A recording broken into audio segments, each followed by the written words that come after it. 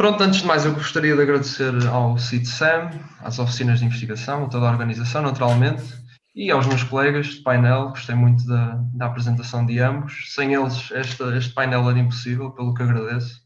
Atenderam logo que possível. O meu nome é Miguel Brandão, licenciei-me em História na Faculdade de Letras do Porto, em 2013. Sou mestre em História e Património, depois prossegui estudos na mesma instituição de ensino. Sou agora doutorando, com o apoio do FCT, na Faculdade de Letras do Porto, com um tema: a Frente Marítima Portuguesa durante a Grande Guerra, segundo a imprensa nacional. Portanto, tudo temas que estão relacionados com os temas de painel dos meus colegas. Eu hoje trago um tema aparentemente desinteressante, que é visto pela historiografia convencional, como uma simples nota de rodapé, na minha opinião, mas eu acho que estamos perante um dos processos mais complexos durante o período da República Portuguesa. À medida que fui estudando este tema, percebi-me que estamos perante um tema que é kafkiano. Há muita coisa que ainda não sabemos, e eu estou a tentar tudo para descobrir. É impossível nesta apresentação falar todas as vertentes que estão inerentes a este tema: a tripulação, o destino da tripulação, o destino da carga, mesmo o destino destes navios após a Primeira Guerra Mundial. São temas fascinantes. Eu não vou ter tempo, mas vou-me cingir ao essencial e aos meus últimos desenvolvimentos, portanto, no âmbito da minha tese de doutoramento. Mas assisto tudo. Pronto. Muito bem.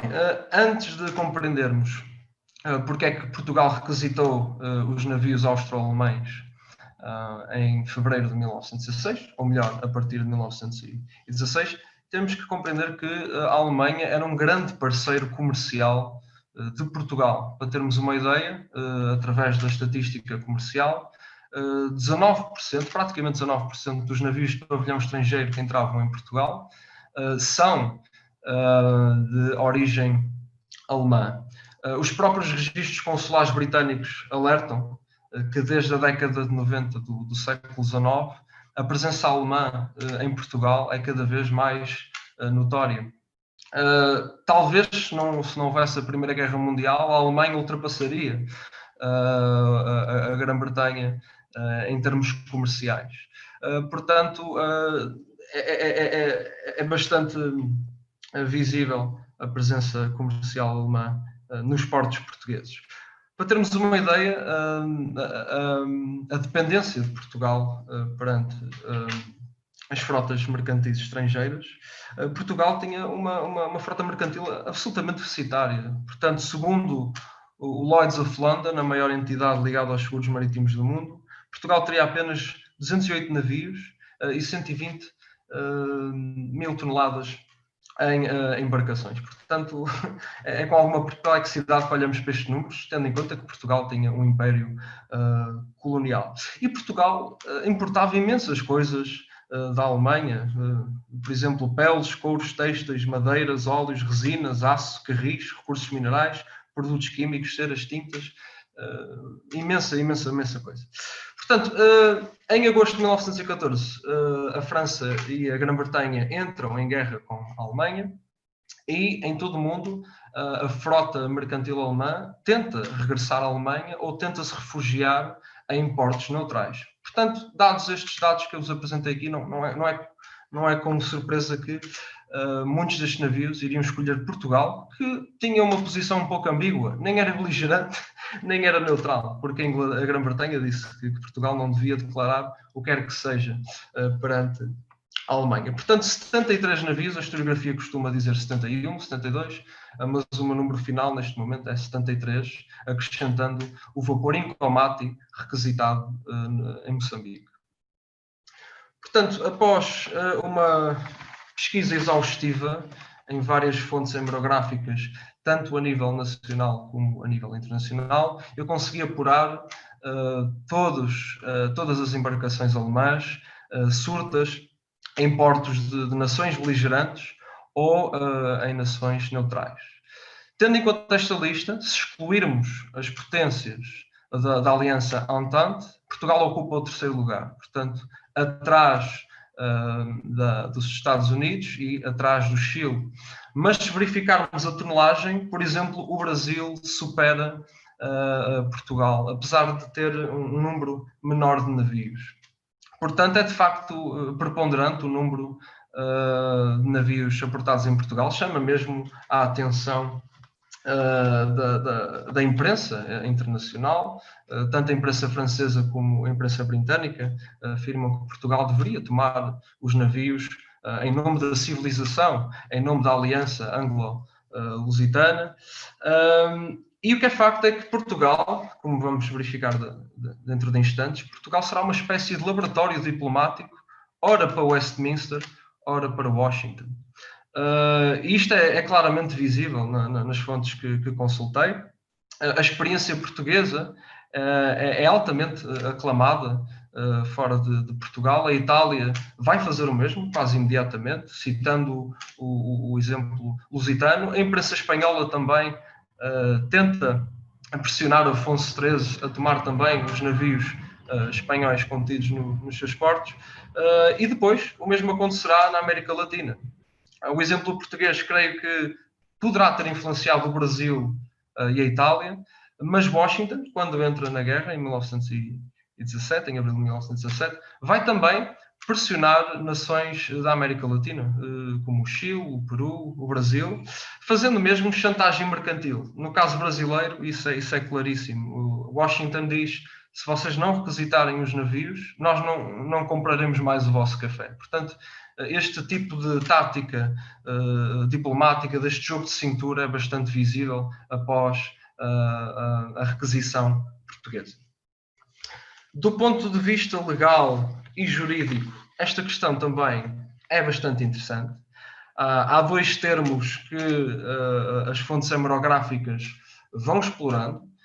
Eu pus aqui este quadro para tornar esta dicotomia o mais claro possível. Portanto, de um lado temos os termos apropriar e apresar, mas o termo que surge mais é de facto apresar, e o termo requisitar. Ora, a Inglaterra faz um pedido a Portugal, as fontes variam, mas em dezembro de 1915 acreditamos que a Inglaterra já estivesse a falar com a Lisboa. E a Inglaterra, num primeiro momento, portanto, como sabemos, a Inglaterra era uma nação que não queria que Portugal entrasse ativamente na guerra, portanto, queria que Portugal simplesmente apropriasse os navios. Ora, se Portugal apropriasse os navios, primeiro iria agir sozinho e não ao abrigo da aliança inglesa. As convenções internacionais de Haia também condenariam o uso deste termo, e também Portugal arriscaria-se a um casus belli sem qualquer base legal. Portanto, para o governo costista, de Afonso Costa, apropriar os navios não seria uma solução. Portugal queria requisitar os navios. Portanto, estes conceitos, como nós verificamos, vão muito para além da semântica. Se Portugal requisitasse os navios, entraria no conflito e requisitaria os navios com a cobertura da aliança inglesa. Portugal também, se requisitasse os navios, respeitaria o acordo luso-alemão de 1908, que previa a requisição de navios em caso de necessidade e previa também indemnizações. Indemnizações que Portugal vai tentar cumprir num primeiro momento. E também o termo requisição não tinha qualquer conotação belicista. Portanto, a palavra requisição teria uma conotação utilitária e economicista. Portanto, o governo português e os juristas portugueses vão discutir esta temática com alguma profundidade. Portanto, sobre a justificação para a requisição destes navios, Portugal tem vários argumentos. Do ponto de vista português, segundo o Ministro dos Negócios Estrangeiros, no governo de Afonso Costa, o alinhamento com a diplomacia britânica seria uma justificação, a diminuição do preço dos fretes, a falta de navios e os torpedeamentos alemães contra embarcações portuguesas, já verificados em 1915, são, portanto, as grandes justificações para que Portugal requisitasse estes navios. Ora, Portugal também alegava que, do ponto de vista jurídico, estes navios tiveram 18 meses sob proteção da República, pelo que seriam considerados como domínio iminente dentro da jurisdição territorial portuguesa. Claro que a Alemanha não vai entender como tal e vai declarar formalmente guerra 9 de março de 1919. Há um pequeno equívoco historiográfico, algo que eu creio que está latente na historiografia, é que Portugal entrou em guerra com o Império Austro-Húngaro. Bem sabemos que Portugal requisitou 3 embarcações austro-húngaras, mas o que é facto é que o Império Austro-Húngaro nunca declarou guerra a Portugal e vice-versa. Há sim um corte de relações entre as duas nações. Queria fazer esta correção. Portanto, sobre o processo de requisição, Portugal vai tomar os navios a 23 de fevereiro de 1916, chega a notificar Berlim e chega a dizer que vai indemnizar Berlim perante a requisição, o que é de facto, creio que é uma inovação historiográfica e este aspecto é muito pouco referido. Portugal tenta, de certa maneira, fazer um jogo diplomático entre Londres e Berlim. E a historiografia também creio que interpreta mal todo este jogo de cintura. A historiografia diz-nos que a operação ocorrida no Tejo, 23 de fevereiro, é uma operação que foi planeada hermeticamente, que foi bem planeada. Eu discordo dessa visão. Os jornais já sabiam que mais dia ou menos dia os portugueses iriam tomar estas embarcações. A própria tripulação alemã não foi apanhada desprevenida. E a organização da operação, tudo bem que não houve grandes problemas, mas o que é facto é que todas as medidas, mesmo legislativas, foram completamente ad hoc. Os decretos foram publicados após a requisição dos navios, para termos uma ideia, e os próprios oficiais da Marinha Mercante Alemã foram notificados em português. Portanto, discordo um pouco dessa visão historiográfica. Jaime Lioto do Rego, comandante da divisão naval, é também entrevistado, um pouco antes da tomada dos navios. E este diz que estes navios servirão como compensações de guerra perante os torpedeamentos perpetrados pelos submarinos alemães, o caso das embarcações Douro e Cisne, e alguns destes navios serviriam também para dar emprego à Marinha Mercante, a toda a marinhagem que se encontrava sem trabalho, portanto, e também para acrescentar algumas unidades à divisão naval. Prosseguindo, o comandante já mostrou um mapa semelhante, eu mostro outro do género. Portanto, neste mapa poderemos verificar onde ocorreram as operações. A historiografia dá-nos a sensação que foi tudo ao mesmo tempo, e isso não é verdade. O processo de requisição dos navios só está completamente fechado em junho de 1916. Portanto, não foi de um dia para o outro que se fez esta operação. Surpreendentemente, houve baixas militares, houve 3 baixas registadas nos Açores, num episódio absolutamente insólito. 3 soldados da coluna de marinha confundem uma vasilha de água com uma vasilha de ácido sulfúrico, consomem o ácido sulfúrico e morrem logo imediatamente. Portanto, esta operação teve 3 baixas. Há um vapor que tenta fugir no Funchal, o vapor Oshfeld, mas ao recear a Royal Navy, volta ao seu porto de origem pouco depois. Sobre o caso de Lisboa, que é o que conhecemos melhor, Portugal, como eu disse, vai se preocupar com as indenizações. A tripulação alemã vai ser hospedada em vários hotéis da capital portuguesa. Temos conhecimento que 600 destes alemães, na sua maioria oficiais, e também marinheiros de segunda classe, vão ocupar vários hotéis da capital, no valor de 300 escudos. E verificou-se também a sabotagem em vários navios por ordem de agências alemãs. Um padrão que conseguimos identificar internacionalmente. Um pouco por todo o mundo, os alemães vão tentar sabotar os seus navios para impedir a sua posterior utilização. No total, Portugal vai requisitar 73 navios, num total de 240 mil toneladas aproximadamente, ou seja, maior do que a sua frota já existente. Portanto, sobre o processo de nacionalização, Em primeiro lugar, os engenheiros da Marinha tentaram apurar os danos verificados nos navios. Também se iniciou as descargas da mercadoria. Alguma mercadoria foi vendida no estrangeiro, outras a grandes agentes capitalistas em Portugal, e uma parte foi também utilizada para obras públicas.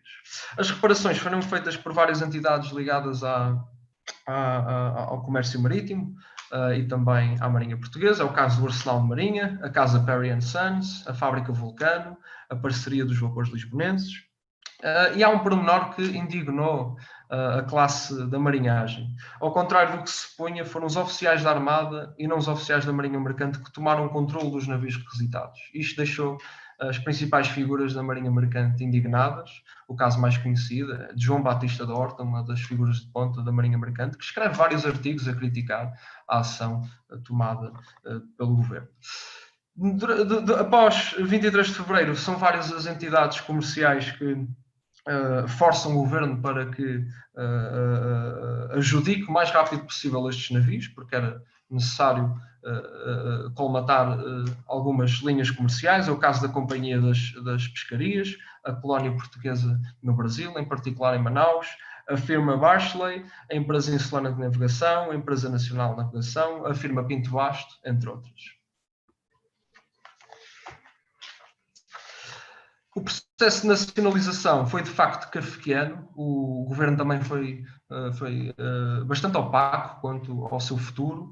Fez várias promessas. O governo prometeu navios à Empresa Nacional de Navegação, à Empresa Marítima do Algarve, Tomás e Alfredo dos Santos, Glama e Sobrinho, firma Pinto e Basto, mas nada disto será cumprido. São várias as vozes contra o governo, não se percebe porque é que os navios permanecem no Tejo tanto tempo. É certo que alguns destes navios vão ser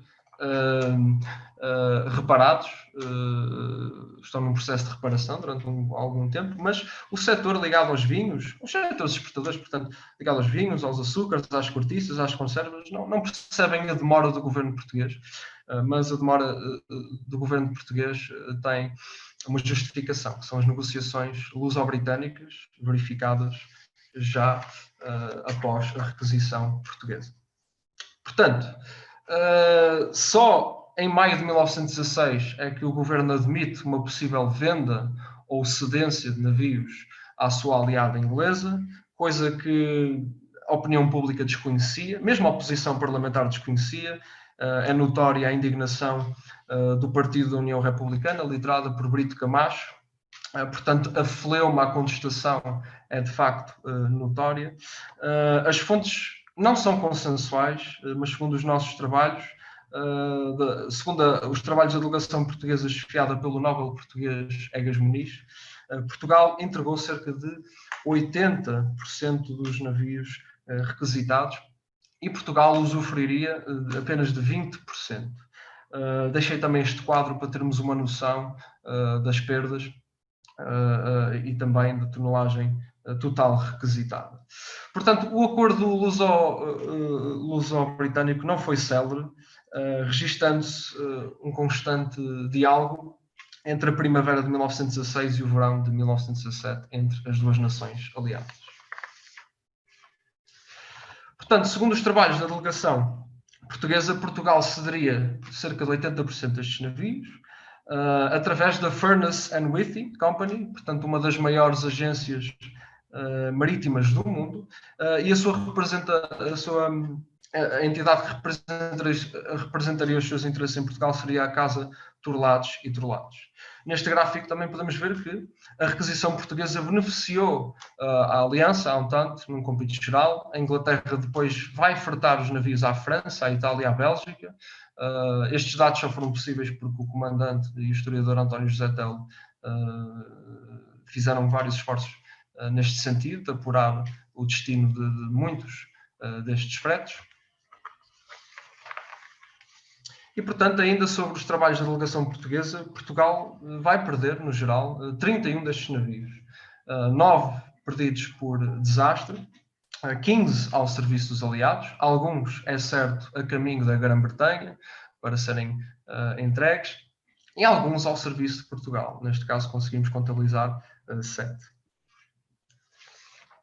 E por último, em jeito conclusivo, eu devo dizer que a requisição dos navios alemães por parte de Portugal não deve ser vista como uma simples nota de rodapé pela historiografia dita convencional ou geral. O historiador e político Nuno Severiano Teixeira soube enumerar como ninguém as razões que levaram Portugal a entrar no conflito.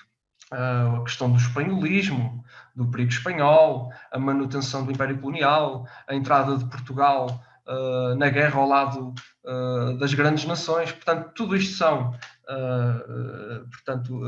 questões válidas, mas eu, ao meu ver, a simples presença destes navios em Portugal fez com que houvesse um viés diplomático da Grã-Bretanha. A Grã-Bretanha, é certo, estava desesperada nos finais de 1915, precisava urgentemente de navios, devido à incrementação da guerra submarina, mas olha para Portugal com outros olhos. Olha para Portugal com outro interesse, porque Portugal tem uma tonelagem considerável destes navios. Ora, o facto de Portugal ter estes navios nos seus portos fez com que tivesse margem negocial perante a Grã-Bretanha. Isto também enquadra-se na questão financeira. O governo de Afonso Costa precisava de um empréstimo de 3 milhões de libras, portanto, precisava de aceder o mais possível ao crédito londrino, e também a requisição destes navios serviu, de certa maneira, de margem para Portugal negociar com mais de um modo mais vantajoso. Portanto, a historiografia vê a requisição dos navios como uma espécie de consequência, mas devemos olhar para a requisição dos navios como uma causa, em primeiro lugar. Aliás, a presença como uma causa, em primeiro lugar, e é neste ponto que eu quero incidir. Portanto, ao fim e ao cabo, a requisição dos navios foi o bilhete de entrada para o primeiro conflito mundial. Dou por terminada a minha apresentação. Obrigado a este vastíssimo auditório. Foi um prazer enorme.